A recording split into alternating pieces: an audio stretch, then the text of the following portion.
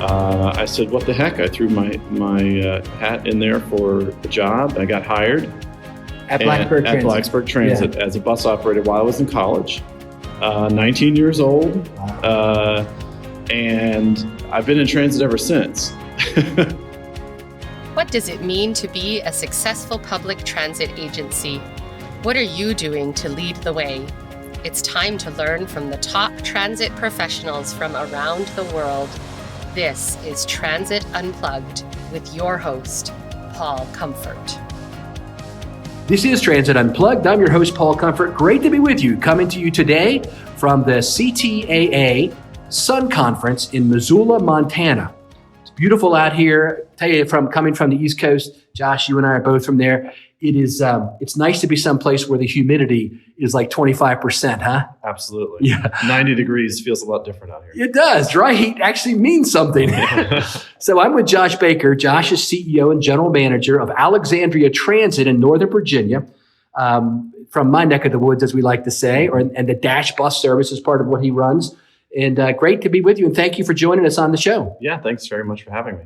So what do you think so far? I know we're only half a day into the conference, but what do you think so far of the Community Transportation Association of America conference here? It's great. I love the format. It's a different conference for me. I haven't been to the Sun Conference previously. I've been coming for years to the CTA National Conference, but typically the Sun Conference conflicts with another one that I'm doing in Virginia. So this year, that's the one good thing that I guess came out of COVID. It gave me the opportunity to make it to this conference. Oh, that's good. I'm enjoying it. Yeah, it's small urban networks. And so it's CEOs of just what it sounds like, small urban areas and their transit system. So tell us a little bit about your transit system, the size and scope of what you do there. Sure. Well, I wouldn't say that we're small urban anymore. We've certainly grown quite a bit. The Alexandria community is right outside of the Washington, D.C. It is heavily populated with people who work within the city in the community of Alexandria. And we provide public transit service throughout the city with a few connections regionally. Primarily, though, we're providing service into Washington Metropolitan Area Transit Authority, or WMATA. And WMATA, of course, runs the Metro subway in Washington, D.C. So we're connecting into that and providing local service for commuters and residents alike to move around the city.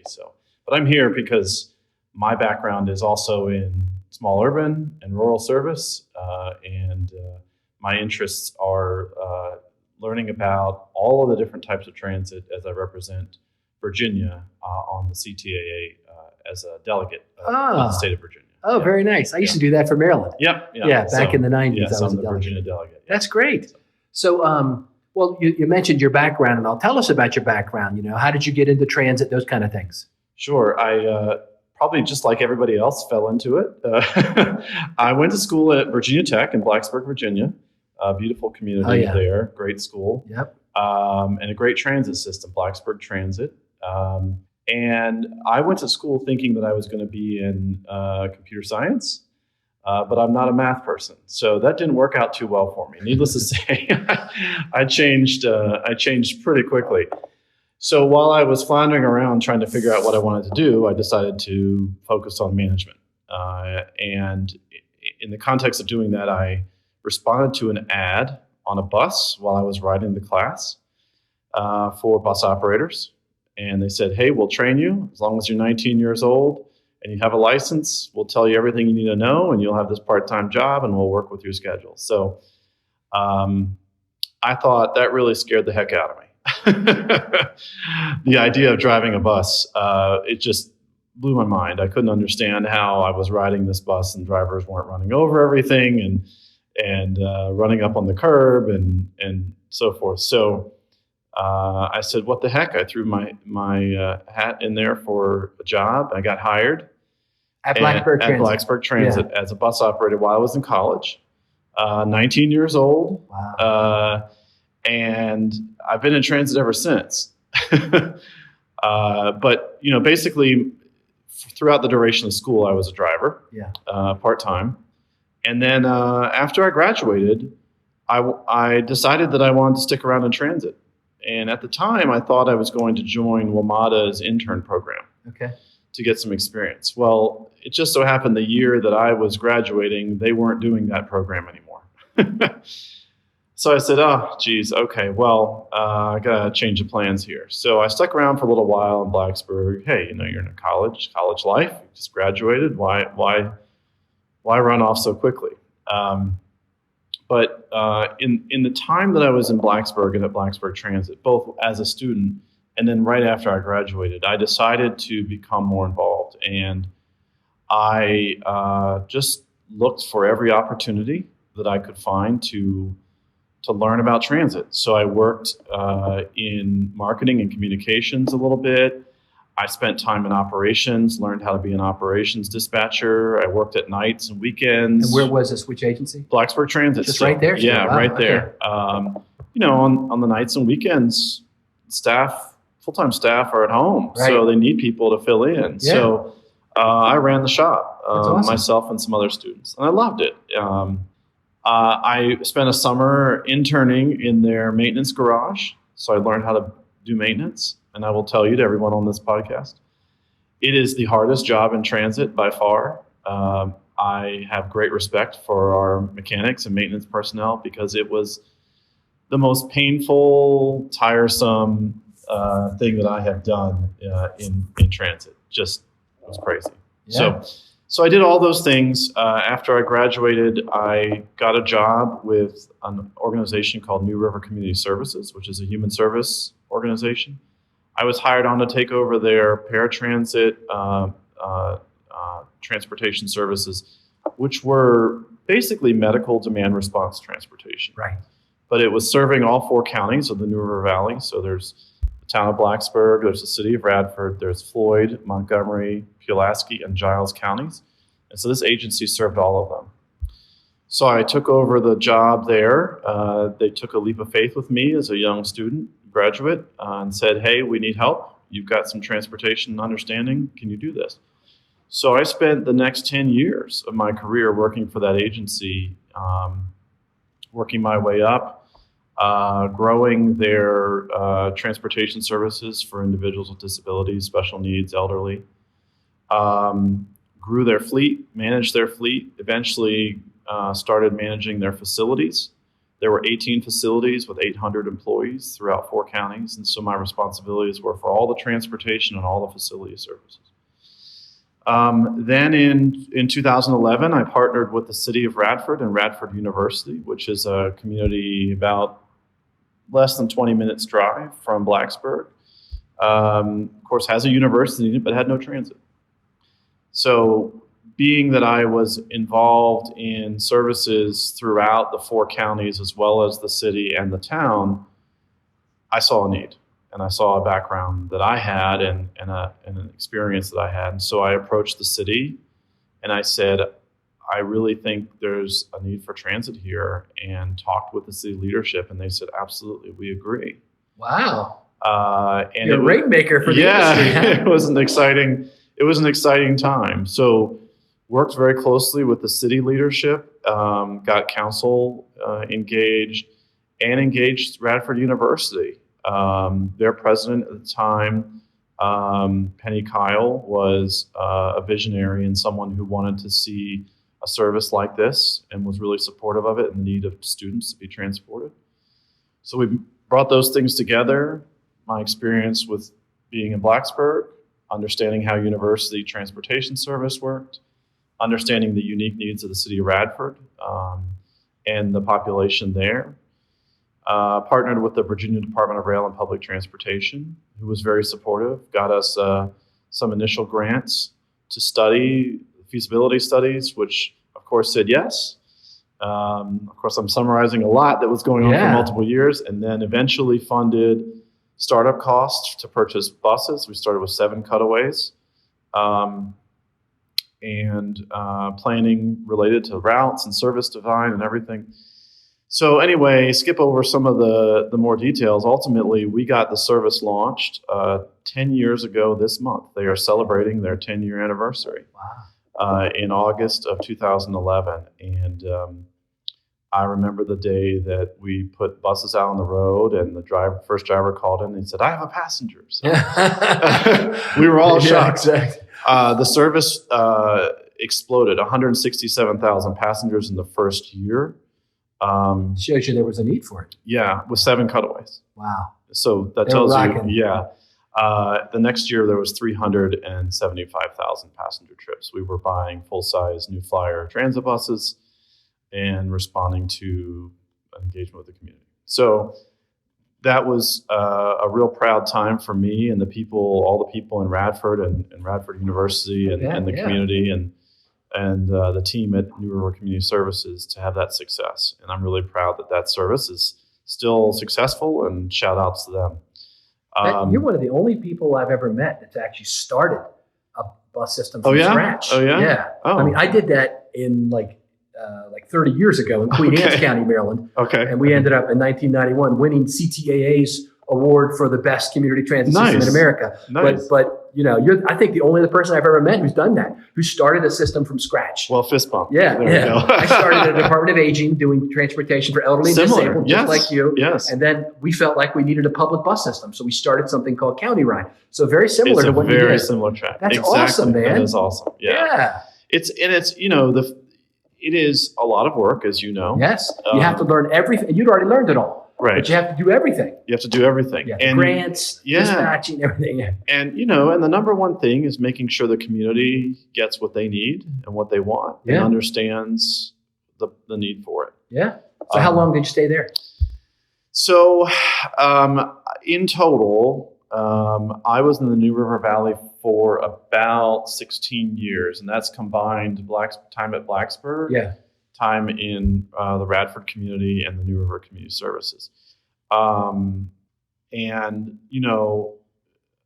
I would say that I recognize that we had an outstanding team there, and we had people who were really driving it forward, and we had established, we had gotten the flight to cruising altitude, so to say. I always say, starting something that's like, it's really bumpy as you get up in the air.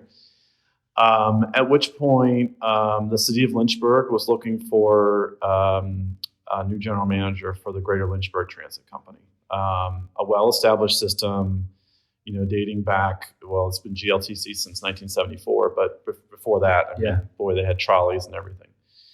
So, I was asked if there was interest in that type of work, and I said, I think Radford is really in a great place, and then now's the time for other people to carry it forward. We had been operating for a couple of years at this point, and I had been with New River Community Services for longer than that. But so I said, hey, great. Went and talked with the folks at GLTC and First Transit, who is their partner there in operating GLTC. Worked with a gentleman named Larry Morris, who you probably know from the industry. He's now retired. We miss him, but great guy. So anyway, I was general manager there for a couple of years, at which point we finished the opening of their new transfer station, a LEED, I want to say it's LEED Gold certified station at historic Kemper Street Station, which is also where the Amtrak stops in Lynchburg. Okay. So beautiful facility, and my predecessor had gotten that going, and then so we finished the fine details on that, and at that point we were getting ready to go into construction, final design and engineering and construction for a new operations and maintenance facility. That was a $23 million project, and throughout the duration of my time in Lynchburg, I worked closely with the community as well as Liberty University, who was one of many partners in Lynchburg in providing transportation services to their campus and their students. So we expanded service in Lynchburg, and it had been growing over the years. We provided community services. We provided paratransit. We provided fixed route to the university, and partners with other colleges, Lynchburg College, Central Virginia Community College, and so forth. So lots of work there, similar to Blacksburg and Radford in regards to the university relationships. And at which point then my predecessor at Alexandria Transit Company was getting ready to step down after having led the organization almost since the day it opened. Sandy Modell was in transit her whole career. Wonderful lady, put a lot of energy and time into really making Dash an outstanding transit system. I think she joined basically like the year after that started. Also a First Transit property, set up as the same as in Lynchburg. So just a sidebar here is that in Virginia there are a number of systems that are public service corporations that are owned entirely by the locality. So in Alexandria and in Lynchburg, the Alexandria Transit Company is a separate entity from the city of Alexandria, but is wholly owned by the city council as the stockholders of the company. So the same applies in Lynchburg, and so similar format. So in Alexandria, we are governed by a board of directors. It is currently 10 members. We went up to 11. We were at 9. We added some directors. We're now back down a little bit. So we're governed by a board of directors appointed by the city council of Alexandria, and I report to the board of directors as the general manager. And then our workforce of 240 plus at this point employees are employees of a company called Transit Management of Alexandria, which is a sub-corporation of First Transit. So it gets kind of crazy, but it is an organization that has been in service since 1984. And has First been part of it? First has been a part of it since then. It's been a slightly different agreement. First Transit does transit management. They also do contracting, as you're familiar. This was a management contract, still is, although I am directly contracted myself with the Alexandria Transit Company board to oversee the system. Oh, okay. So you have a separate contract with them as the GM. I'm directly employed basically by the board as GM. Interesting. And First Transit provides support services to the organization and some personnel and that kind of thing. Yeah. But all the employees work for this company. Yes, all the employees are local. They're not contracted employees. They're direct employees of the organization. Okay. And it's a great group of people. Yeah. I mean, it's a wonderful And tell me about system. the service that you provide there. Okay, so we're fixed route service only. We do not do paratransit. The city does have paratransit services, but they're contracted And what's separately. the name of that service? The paratransit service. The paratransit service. Does it have a name? No, I don't think so. I'm just trying to think. I remember I was trying to think of the contract. Robbie. Yes, Robbie Worth. Yeah, Robbie Worth used to run it, right? Yes. Yeah. Diamond Transportation. Yeah, now they're part of National Express. Robbie's a good friend of mine. I've known him for good. 25 years. Yeah. I know Robbie as well. Yeah. Great advocate for transit and for service for individuals with needs. I mean, honestly, the man is a champion for that. It's incredible. He's one of the heroes of our industry. Yeah, really formed ADA, Right. I mean. Yeah. When I used to work for Yellow Transportation in Baltimore for Mark Joseph, Robbie, I got to be friends with him down there. And then, of course, when I worked at WMATA for MV Transportation as kind of the director of operations for their paratransit service, Robbie was one of our subcontractors. Awesome. Yeah, so it's a small world in that transit area. is such a small world. Yeah, and I love the city of Alexandria. It's such a good. Do you know what the population is of the city? I mean, I don't know off the top of my head. It's growing. It's a big sizable city. population, and is growing. Yeah. We have housing challenges, as everybody does. Yeah, expensive to live there. Expensive. It's a real challenging situation. We have a wonderful city council and city leadership right now that are really working hard to address the issues of affordable housing. I don't really know how we fix the problem of affordable housing in the Washington region. It's a really tough thing to solve for. But I will say that we've got some really awesome projects, and I know. So I want to tell you a little bit about those. Yeah. But, let me just ask you one more follow-up question. Yeah. So you're right. You provide fixed route service. How many buses do you have? We have just around 100. Okay. Just a little bit over 100, I think, right now. But and ridership, how has it been impacted? Pre-COVID to the peak of the pandemic to where it is now. Kind of give us the how it was doing. Oh, okay. So pre-COVID, we were around 4 million passenger trips a year. Okay. At the beginning of the pandemic, we lost probably more than 80% of our ridership. It then rebounded to around 60%. Okay.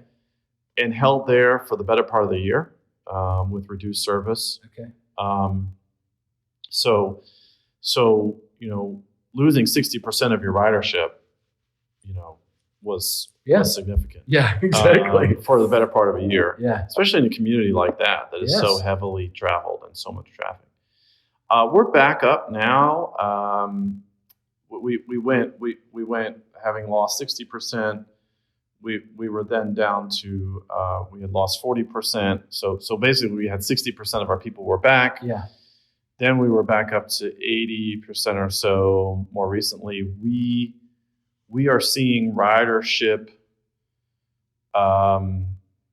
gradually coming back on a regular basis. What has not returned in force is the commuter. Right. People riding to the metro, right? Yeah. And that's where the most of our ridership comes from. Yeah. We also operate in Alexandria the King Street Trolley. Oh, okay. Which is, if you ever visit Alexandria Old Town, there's a great free trolley that runs up and down King Street. Very popular service, and that was pre-pandemic, carrying around 1 million passengers plus. Yeah. So a big chunk of our service. The trolley was suspended up until the beginning of July of this year. Okay. So it was out of service for over a year. Are people riding it now? Yeah, August? Gradually. Yeah, for sure. They're coming back. Again, the tourism also that Alexandria and the DC Regencies has not returned. There's domestic tourism, of course, people who are able to drive there or find a short flight within the United States. But of course, with the limitations on foreign tourists, we just don't see that. And as you know, being from that area, it's heavily travel. It's a heavy international destination. So, all right. So I interrupted you, but I wanted to get that on the table at least. Now tell me about some of the big projects you got coming up. Okay. Yeah. All right. So that's our service. We are currently, as of September 5th, about to launch an entirely redesigned transit network. Wow. We are doing very much what you're familiar with, transit redesign throughout the country. Yes. We are, since the system started in 84, there have been changes and tweaks. Right.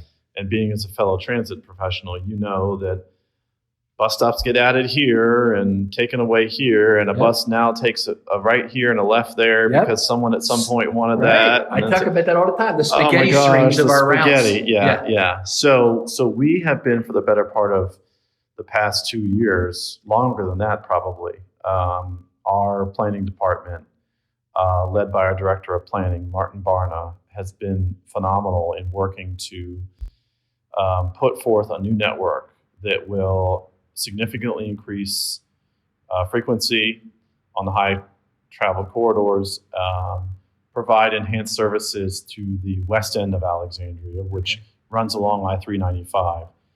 Also, just so happens to be the area of the city that has been historically underserved by transit, but has the most transit-dependent population. So we're fixing that. Awesome. As a part of this project, we applied for and received grants from the Northern Virginia Transportation Commission, NVTC, which is overseeing the I-395 Express Lane project for transit, whereby the Commonwealth of Virginia has put in easy pass lanes for express lanes. They're reversible lanes in and out of the city. I've ridden them many times. Yeah. So many people don't realize that the revenue from those lanes is specifically divided up under contract by the Commonwealth with the operator of those lanes, and a portion of the money that is generated from those goes back to transit and alternative transportation along the corridor. Wonderful. And those are competitive grants with no match, except for fares. And so we recently launched what's called our AT1 Plus, which is going to be rebranded again or renamed again, but which brought our service frequency in that corridor down to 10, 15-minute frequency. Routes, Substantial increases in ridership, as one would have expected. And we're further enhancing that, and we're further enhancing the connections, and we're using that 395 money to help with the network redesign bringing those two projects together to create a better system for Alexandria. And that all launches September 5th. Awesome. Now, here's the greatest thing of all of that. At the exact same time, we're going 100% fare-free. Really? For the first time in our history. Now, we were fare-free for the peak of pandemic. the pandemic, yeah. But our mayor and city council were great advocates for fare-free transit and low fare options. For all your routes? For all of our routes. Wow. Everywhere in the city. Wow. So as of September 5th, when the new network will launch in Alexandria, the bags will be put over the old signs and the new signs will be uncovered, and there will be this magical kind of probably chaotic first day.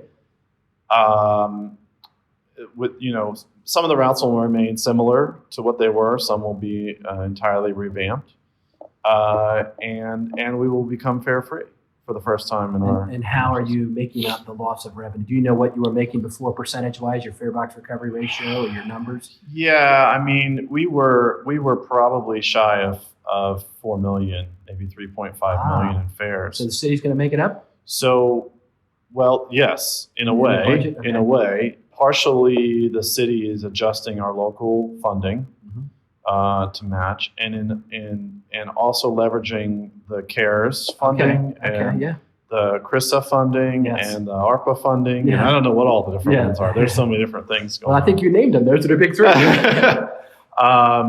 And so there's a bunch of work being done by all of our incredibly talented budget people, who I am not one of, to figure out how the numbers need to work in order to make this happen. So City Council took up a budget amendment, and I think that the first year it was more around 1.5 million.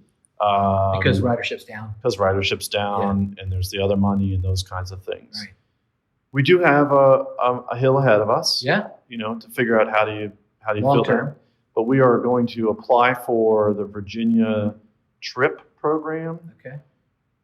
And I'm going to mess this up. I'm going to say Transit Ridership Incentive Program. That sounds good.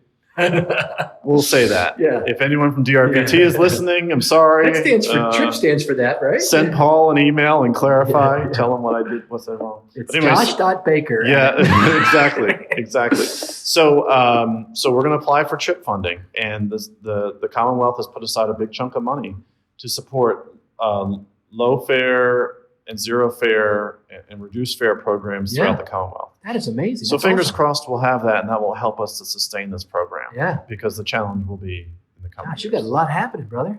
I'll tell you what, it's been a lot of fun. Anything else? I mean, that's big enough, but anything else you want to talk about? I would just say that, we are like everybody else. We're trying to figure out what the future of transit looks like. Yeah. And in the time I've been in Alexandria now for a little over 4 years. I was told it was pretty straightforward job, an established system, but you know how that goes. Yeah. The only constant is change. Exactly. Yeah. And I would just say that I've been really proud of our team and the work that we've done. We've dealt with this project and are implementing this. We, in the past couple of years, have supported the WMATA Metro Rail reconstruction project, running a Blue Line shuttle while service was discontinued in 2019 of summer. I'll just say that just for anyone who's interested in understanding how that went, reach out to Paul. We'll connect you, connect me with me. But I would say that we grew a workforce from I would say maybe 180 employees to 340 in one summer. Wow. For one project. Yeah. And grew our fleet to over 130 vehicles just to support that service. And it was just an incredible experience and highly successful. And I would say that it talks to the value of partnership in public transit. And I love that in our industry, how we all know each other, we work together, and we support each other. Absolutely. And especially in the Washington region, there's so many different systems and services. It's, right. Yeah. It can be a wild thing to figure out how it all happens. Well, in the liner notes of our transitunplugged.com, our main website, we'll put a link to your website. Great. If people want to see more about what you've been doing. Yeah. Josh, you've got an extraordinary story. And this has been a great interview. We've covered so many different topics. I really appreciate you taking the time to spend it with our listeners today, and wish you the very best in all you do at Dash. Yeah, I really appreciate you taking the time to chat with me. It's always fun to talk about what we do. Yeah, well, and at the end, sometimes when I have time, which I think I have a couple minutes here, I'm going to ask you a lightning round of quick questions. So I hope they don't involve too many numbers. No, they won't. So do you got any pets? No pets. No pets? What about hobbies? What do you do outside of work for fun? So I am actually a kickball player. Oh. And many people say they've not played kickball since elementary school. That's big in the D.C. metro area. It is big in the D.C. area, recreational kickball. I very much enjoy that. I'm an outdoors person. I like camping and hiking and just going out in the woods. So I would say those are my things. But somehow I got recruited into helping to captain my kickball team. Good for you. I guess someone said that I'm supposed to be in leadership. I must know how to do it. And I said, wait a minute, guys, I just play this to have fun. I don't want to also have to be dealing with leadership here, but it's fine. That's great. So. And last question, music. What kind of music do you like? Oh, I like all kinds of music. I am someone who will listen to jazz while I make dinner, or rock and roll as I'm getting ready to head out on the town and so see music people. For the mood you're in, huh? Music for the mood. Yeah. I've been getting into jazz a lot lately too. I avoid the high tempo, high energy kind of party music when I'm on the road, because you won't realize it, but you suddenly start going a lot faster than you're supposed to be going. So you don't want to get caught with officer, I'm sorry, I was jamming out to my favorite tunes. Right. Oops. So. All right, and I lied. I'm going to do one more question back to transit. So the Washington, D.C. region, Paul Wiedefeld, who we've mentioned, has done a tremendous job, in my opinion, leading that agency. Great friend. And the whole region. Where do you see us a year or two from now? Do you think ridership and metro and all that's going to pick back up, or is all these modified schedules going to require us to kind of recreate what we think of as mass transit? Yeah, I would agree with you. Paul has been, outstanding for the region, and I consider him a good friend, and we talk often about this. I think he and I have both very much agreed that it is about altering how we provide service to meet how the world operates today. Mm-hmm. If you look at the DC region, traffic is back. But guess what? In the middle of the day, the same choke points that you usually would only see at 4 and 5 p.m. on a weekday are clogged. Why is that? And I think the reason is that with remote working and alternative options for work, people are now transitioning in and out of work throughout the day. Interesting. And so people are now moving around throughout the day. So the way that transit, particularly in an urban area like DC, needs to be this consistent throughout the day service. Yes. And I think Paul has talked about that publicly as well. And I have spoken publicly about that, in that we need to think about how do we just do what we're doing from first thing in the morning until late at night and stop changing it, Right. And, we were and still are to some degree a peak-driven service. Yeah. How inefficient is that? How about it?